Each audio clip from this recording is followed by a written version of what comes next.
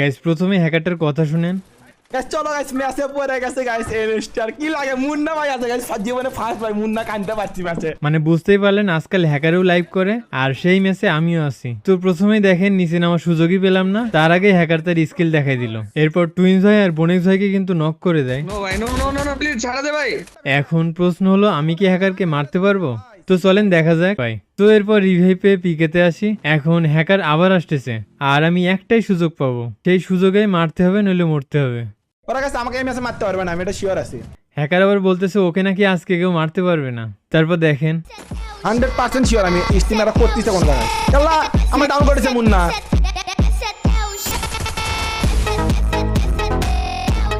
Guys এখানে একটা প্লেয়ারকে মারার পর যখনই আমার হাতে উড পিকার আসলো, টিমমেটের কথা শুনেন। ভাই মালটা পাইছেন, দেখা যাক। বলতেছে মালটা পাইছেন, এবার দেখা যাক। এখন আমি কি কিছু দেখাতে পারবো? চলেন চেষ্টা করি। আমার সামনে এনিমি আছে, তো এটাকে ওয়ান ট্যাপ, কিন্তু এটা তো দেখানোর মতো কিছুই না, তাই না? আচ্ছা চলেন আবার চেষ্টা করি। তো সামনে হয়তো ফুল স্কোয়াড। তারপর দেখেন